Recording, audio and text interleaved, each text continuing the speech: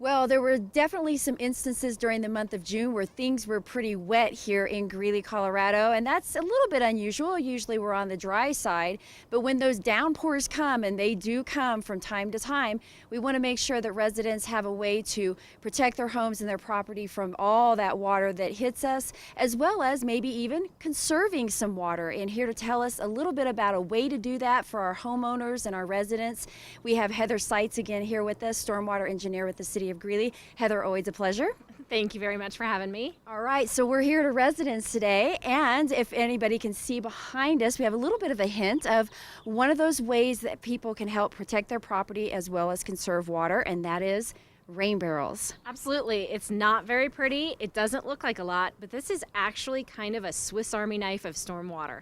This will perform two major functions.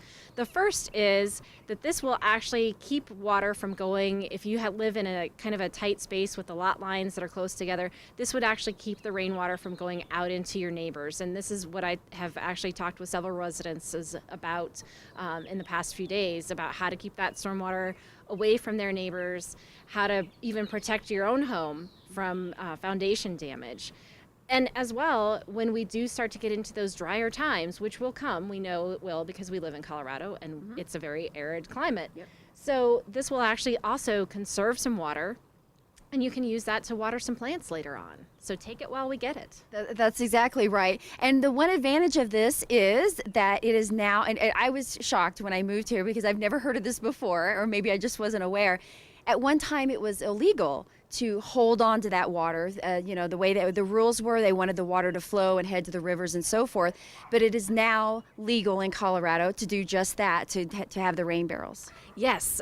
So if you have lived anywhere east of the Mississippi, you probably may have grown up with even a grandma who had a cistern.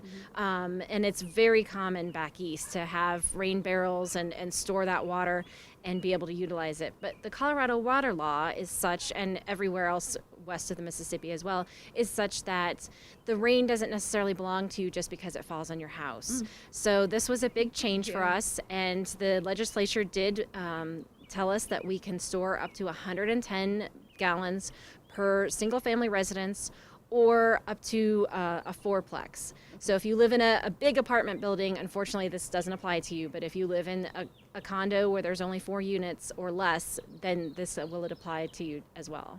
Okay, so there's lots of options out there for rain barrels if folks have checked into that. The one we have here is actually kind of a homemade version, but there's ones out there that folks can purchase as well. One thing that I wanted to mention was maybe a few tips on these rain barrels. And this house here is a prime example. This is one of the reasons why we're here. Is something so simple, but just the overflow spout and protecting that home. Absolutely. So this is a friend of mine, and unfortunately she forgot about the overflow and flooded her own basement.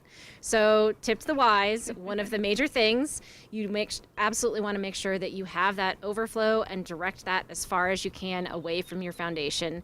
We always kind of remind people that foundations are a little bit like sugar, and if you constantly apply water to them, no matter how thick it is, it will eventually start to crumble and melt a little bit. All right, so it's a great way to hold on to that water, use it for your plants later on when things are drier, but also, like you said, help protect property, control some of that water flow that's out there.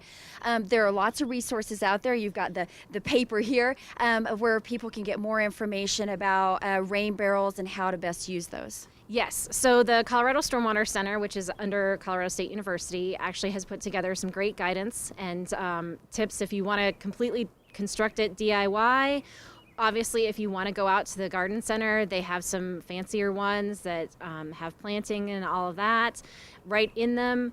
It kind of looks like just a giant planter. But again, you can do it fairly cheaply by yourself. Even our own water conservation department here with the city, once a year they have a discounted rain barrel sale. So that's another way to get that fairly cheap. All right, thanks again to Heather from Stormwater giving us all those tips and information on taking care of some of that water, whether it's your plants or even what's heading out into your yard and protecting your property. For more information, again, you can head to greeleygov.com/stormwater.